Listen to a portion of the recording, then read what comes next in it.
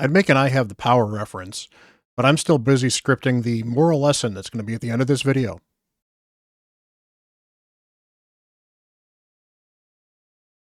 Hello, everyone. Bront, CatHerder here. We're having some fun talking Raid Shadow Legends, and we are here to talk about He-Man, the master of the universe, the man with the power, the man with the cool sword.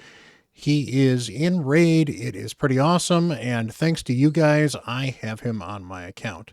And it's CVC, so I got a chance to build him, and we're going to take him through his paces. He is mostly an arena nuker focused champion, so we are mostly going to focus on how to get the most damage out of him and check a couple different builds. I might take a team or two into arena to test him out a little bit as well. I will probably also quickly run him through Hydra just to give you an idea of where he matches up with, say, a Thor. To be fair, my Thor has a 5-star blessing. My He-Man has no blessing, so that is certainly going to be in Thor's favor as far as that's concerned. But let's go take a look at the dude and see what he is made of.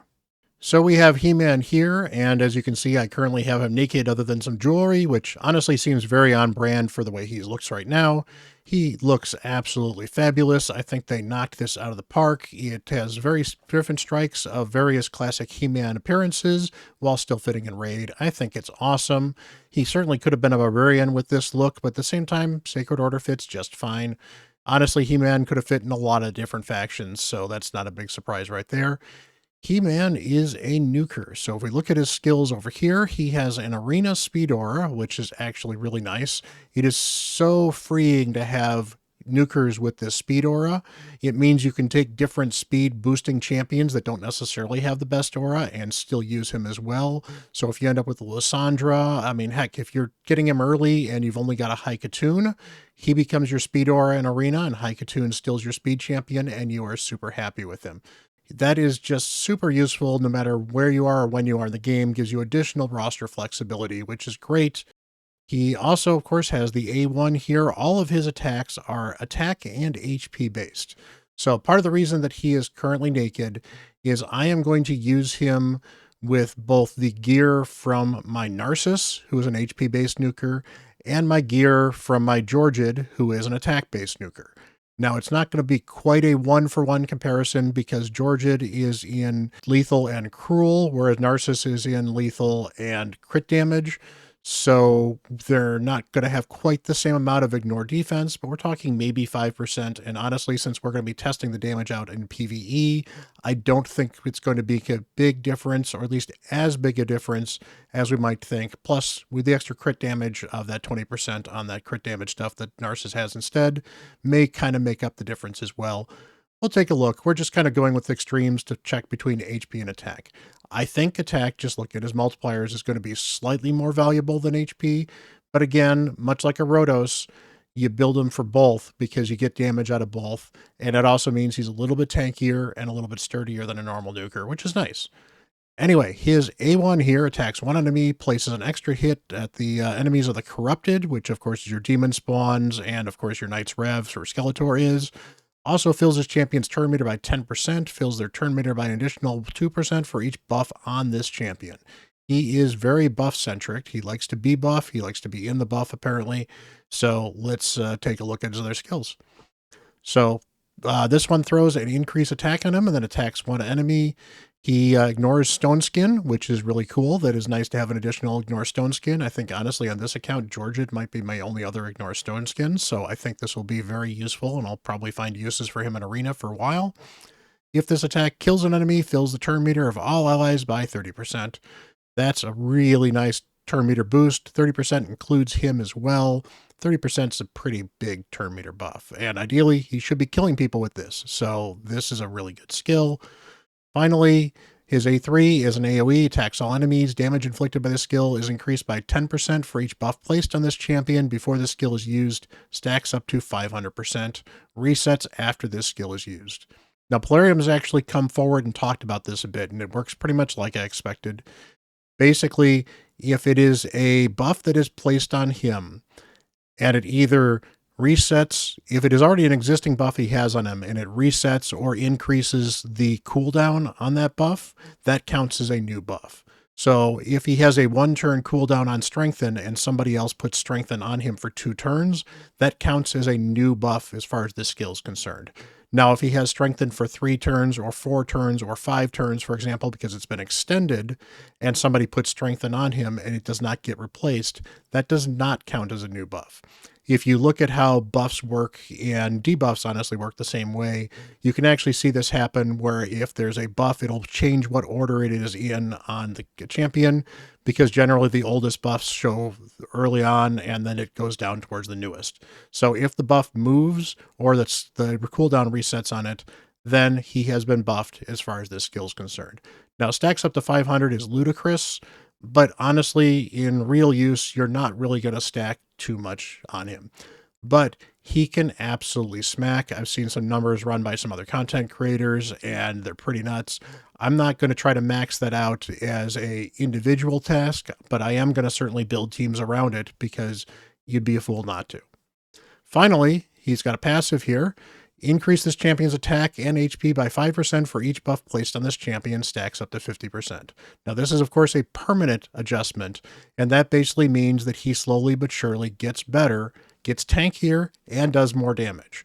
So the attack and HP by 5% is extra damage, so that's good.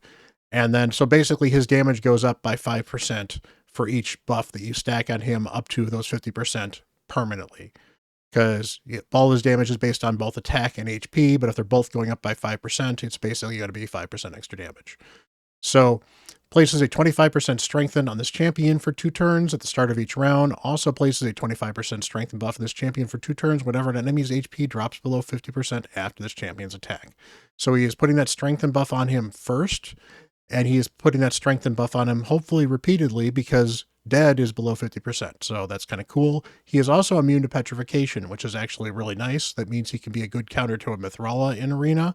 It also means that he is immune to Skeletor, which is kind of fun. That is his kit. As I said, we are going to build him as a nuker, so we are going to go with crit damage gloves. It is going to be either attack or HP chest and attack or HP boots. We are going to go with, obviously, gear that hopefully ascends the right stuff as well. We're going to max out that crit rate, get super high crit damage. I want to get him a reasonable amount of speed, which is why I picked the 2 champions I picked as well. I just decided to stick with an attack banner and an attack ring here. They happen to be pinpoint because that gave me some additional speed. I have not actually glyphed these things yet, so I probably should at some point in time. And this was actually the best crit damage amulet I had for him. It had a couple of attack, it had some extra HP, and it happens to be reaction, which is still a useful thing in the arena if you happen to have it. So I don't have a blessing on my He-Man, but that doesn't mean we shouldn't talk about it. I certainly do want one. He is a pretty cool champion. Now, Heavencast, I think, makes the most sense for him because he's constantly going to be buffing himself, so he's going to have traditionally at least 1, if not 2 buffs. So that's always going to be +1 or +2. Lightning Cage is another option because since he's going to have all these buffs, you're going to make sure he keeps the buffs on. So, although to be fair, most of his damage is based on the fact he gets the buffs in the first place, not that he keeps them. But Lightning Cage adds additional damage, and it's based off of max HP as well. So that actually flows fairly well with He-Man. You could certainly use Intimidating Presence because of his aura. Probably not the best thing to do on a nuker, but it is an option. We've got Temporal Chains is certainly an option as well, because that's always a good arena. I would probably not recommend Cruelty. Phantom Touch is an option if you want to do some more PvE level damage, but I think that that's not really a great buff for him in as far as PvP is concerned. But I think that's not a particularly good buff for him overall in PvP. Ward of the Fallen is an option, especially if you've got a 6-star, especially because he does have some HP, so that makes him significantly tankier. That could be kind of interesting. Soul Reap is an obvious option as well as a nuker. Soul Reap is generally fairly good. It kind of fell out of the meta a little bit, specifically because Harima helped counter it, but He-Man versus Harima is probably not a matchup you're going to be looking for if you can avoid it. So that's not as big of a deal, and Soul Reap is very valuable in killing enemies off an arena. Life Harvest is an option, but I prefer to put that on supports. Finally, Brimstone, definitely not a good option. Polymorph, 6-star Polymorph is always welcome for most PvP champions at the moment, which again speaks to how poor the game is balanced as far as Polymorph is concerned. Crushing Rend if you're going to be doing a ton of PvE content with him and you get a 6-star, but generally that's probably not what you're looking for. And Nature's Wrath, which is generally good for the debuffers, he doesn't land any debuffs, so Nature's Wrath is really not what you're looking for. You could maybe argue Cracking Roots if this Cracking Through Stone Skin proves to be particularly good. I've never been too impressed with this going through Stone Skin, plus he ignores it on his A2, so I don't think Cracking Roots is necessarily the best option for him either. So my leanings are probably Heaven Cast or Lightning Cage are probably the two interesting ones, and then Soul Reap is certainly the default nuker option. Let me go build him. Well, first of all, let's go take a look at the Masteries. So Masteries here on He-Man, we are going to go with, you're going to want to go offense, and I think this is probably the best case scenario for him on offense. We've got crit rate here, we've got crit damage here. This one's kind of tricky. You could certainly go with the damage inflicted is 5% when he's full of HP. If you think he's going to be taking a lot of damage, you might want to go with this instead. Maybe Shield Breaker may not be too bad, but you don't see a lot of shields in Arena anymore, so I don't think this is a huge deal. Plus, this may only apply damage to the shield, so it's less exciting than it used to be. If you think he's going to be a go first team, Ruthless Ambush can be great. I really, really like Whirlwind of Dreth, though, because with the longer-lasting fights that we have, the fact that he continues to get faster and faster as a nuker is really, really cool. I think that's well worth it. I think Life Drinker is great if he was going to be more of a PvE champion. I really appreciate the additional heals. However, since he's going to be more of an arena champion, we went with the damage inflicted on targets with less than 40% is increased by 8. That just gives him a better chance to finish off, especially tanky champions like a UDK, for example. We've got Bring It Down here, give it damage increased by 6% when he's attacking someone with more max HP. Keep in mind that as an HP-ish based nuker, this may not always be the case. I just felt this was the best option for him, and obviously in Hydra, everything's going to have more HP than he is, and a lot of your supports are still going to have more HP than he is, because he might end up with 50 or 60k HP. He's not going to be ending up with 100, 150, 200 in most cases. So you could certainly go with Wrath of the Slain instead if you expect his allies to die. I generally don't want that to happen. I like Cycle of Violence. It's pretty good. Opportunist can be very good if you're going to run with a control setup, so that's another option as well if you'd rather do that rather than Bring It Down. Methodical is just great. His A1's pretty good. Kill Streak is great. This is probably one of the best ones you can get in this row here. You could argue for Blood Shield, particularly because he is going to have a decent max HP, so he'll get a decent sized shield, so that's a good argument for him. Narcissus is another good one that this is for. Maybe Stoked Fury, but I really don't like Stoked Fury because you don't want debuffs on your champion, so why tempt it? And of course, we're going with Helm Smasher because we are going to be ignoring defense as much as possible. I went the support tree because I wanted a little bit of the extra HP, and specifically I thought Cycle of Magic would be kind of fun, but I also didn't mind the fact that Lasting Gifts means that the strengthen he puts on himself might last a little bit longer, same with the increased attack, and I figured he'd get a little bit of extra turn meter when those buffs fall off of him. It's not going to be great, it's not going to be super amazing, but I didn't think any of these were super big deals for him. And I figured, why not? He's going to be killing things. He's in the arena. A little extra health when somebody's killed seems like not a bad idea for him. Yeah, if I was going to go defense, I would certainly go here with the resistance into this one where he receives less damage when he gets critical hit. Go over here for Bloodthirst so we can cross over and get Delayed Death. And then finally get Cycle of Revenge. Maybe instead go with Retribution as well as Deterrence if you want to go that way, but I really think Cycle of Revenge is probably the best one for him in Arena because people will be hitting him and people will be critical hitting allies, which means his turn meter will get pushed forward. So that is probably a slightly better option than this, but I wanted to try this. I thought it might be kind of fun. So let me go get him in some gear and we'll do some damage tests. Alrighty, so I've got him here in my Narcissus gear, so we've got all kinds of HP, not a lot of attack. As you can see, so 75k HP almost, 3.6k attack, 282 crit damage, 225 speed. We've got him here in this team with Sify and with Lydia. Now, this will get him a ton of buffs, which was the important point of this. So he'll get 3 buffs from her, 1 or 2 buffs from her. He'll get his own buff, and then he'll do his AoE. We'll also get decreased defense and weaken. We can certainly take this and see how we go with this and check the damage out, and I'll put it on 1x, and then we will swap him back into George's gear and find out how that is, and then I will actually build him and we'll take him around in different areas. So let's get this started. Turn this off auto. That's fine. Sify did her thing. Get that decrease refits and weaken. Nobody is off affinity. This is great. So he's got 4 buffs on him that he's given either himself or somebody else has given him. We have the I have the power. Let's go turn this down to 1x. And what kind of damage are we going to get? Wow. Okay. So that was 130 to 160k is what I saw on that. That is fine. Definitely enough to clear the wave. I mean, this is floor 1 of hard, so it's not necessarily going to be extremely difficult. So I will put him in George's gear, and we'll be right back. All right, and we got George's gear here, and it is a tale of 2 entirely different builds. So we are down to just under 40k HP, so 39k HP, 6.6k attack, about the same crit rate, clearly a little bit slower. He has some extra 5% ignore defense, so we can certainly factor that in a little bit. That shouldn't, I think, affect things too much. But overall, we're going to see how much damage he does. If we get a huge spike, I think it's going to be pretty clear that attack is going to be a little bit better. It's probably a little bit of a mix, but I suspect this is going to do better. But you know what? Let's start with this and see. All right, so Sify does her thing, all the buffs. Get that up there, and Sify is fast enough to take a second turn. That's fine. That's not really going to make a difference because he doesn't have anything that's going to put the slow on.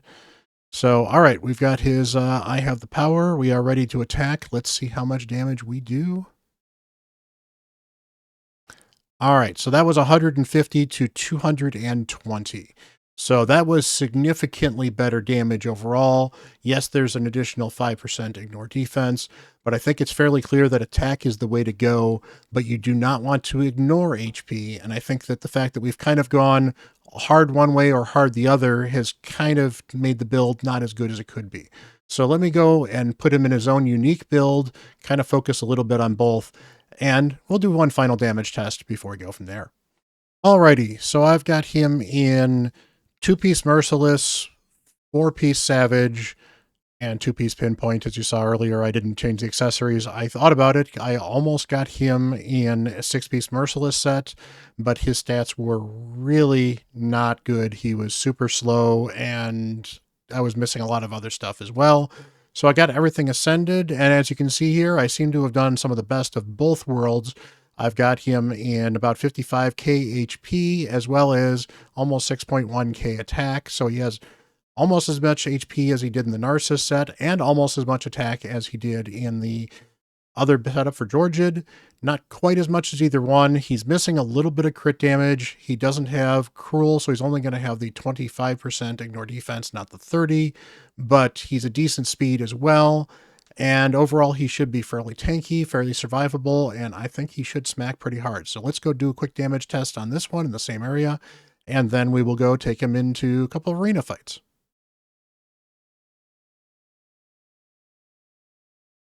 All right. And we go, and we get... There we go. Alrighty, I have the power. How much power do you have, He-Man? Okay, so that hit as good, if not just a little bit better than the Georgid hit did, with 5% less ignore defense. So really, it is a good mix of HP and attack. Probably lean towards the attack just a little bit more, because that's what I did. I've leaned into that with some of the other stuff. But extra HP does not hurt. That means, for example, that the substats and the shields can be that much better and that much more important. So he can be built pretty easily, though, because you can certainly use pieces you're not necessarily using on other champions, and should overall be pretty good and healthy. Plus, I think it actually helps to have a somewhat tanky nuker, especially because he gets that strengthen up right away. And as you can see, he's got a ton of health here, too. So let's go take him into some arena and see how he does there. All right, so I was looking for a non-UDK Stoneskin team. I think this might have Stoneskin Armands. It may not. Let's go take a look and see. I've got mostly this is speed here to see how He-Man can perform as far as nuking in the arena. Let's give him a shot. Again, he gets buffs from everyone, which actually means Sify is great with him as well. So nobody is in Stoneskin. We are, however, going to have a candy that gets the veil up. That's fine. This will stun everybody, which will be great. And don't really need to sleep anybody, so we'll heal. No problem there. We'll even see if we can strip off that buff. All right, so first hit here. Let's go for the I have the power and take a look at this damage.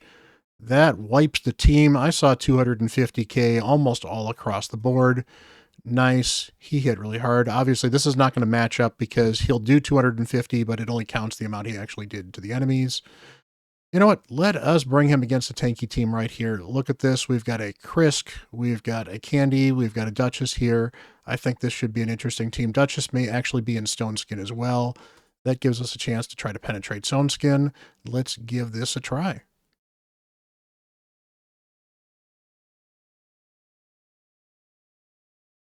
All right. Got the speed. Get the buff. We have the power. Let's just stun everyone.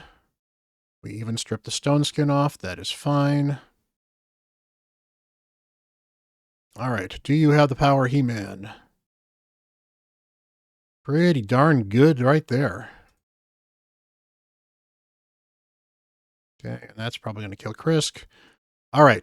I'm going to go see if I can find one more Stoneskin team for him to see if how that A2 hits and does some damage. Here we go. This is a pretty gross team. I may not be able to even outspeed this team, but this should be a team that should be fun. They've got probably a Necrit in Stoneskin, possibly everybody here in Stoneskin. So we'll take a look and see how this works.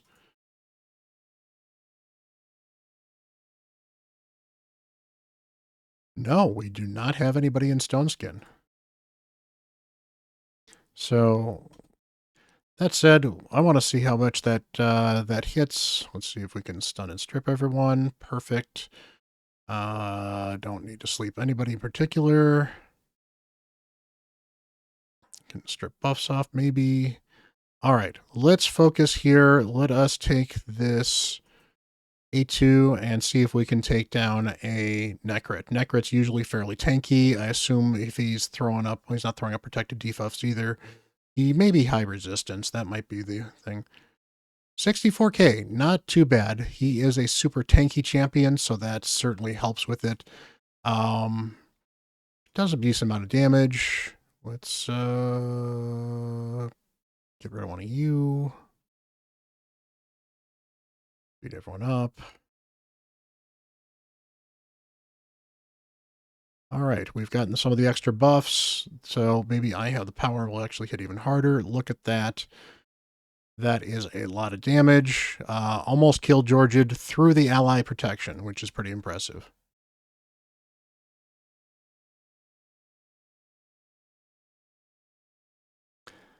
Oh, they have more defense, that's why. Get Odin back up because he's more valuable. There. He doesn't strip with that A1. Extra hit enemies and corrupted. That's right. So he will hit Sify a second time. He did hit her twice for 300k. That is absolutely gross. Get that sleep out there. And Georgia is dead. So yeah, He-Man is a very solid damage dealer. He hits really hard. He can really do some decent damage with that A1. In fact, I could see that A1 being used in some ally attacks against some of the corrupted teams. Did not get a chance to find somebody that can go through Stoneskin, which is kind of unfortunate. But he does seem to hit pretty hard on that A2 and hits pretty hard overall. So I think he's a pretty cool champion. Definitely a good damage dealer. Let's go take him into Hydra and just kind of see how much damage he does in Hydra. Here we have my Hydra test team. I've run this with Carnage. I've run this with Thor. I've run this with Cupidus. It's pretty much my normal hard team. But yeah, it's the normal team I use for hard. I just swap the damage dealer out to test him out. Works well. Podrick keeps everyone alive. So does Freya. You've got all the decreased defense. Weaken. I've got Provoke on Uko. Overall, it's a great, easy team, other than the fact I just got to make sure that Uko lands the Provoke pretty early.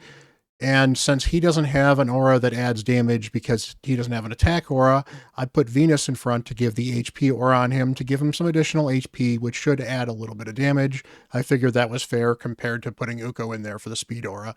Although, to be fair, Uko's speed aura is probably not a bad thing for this team as well.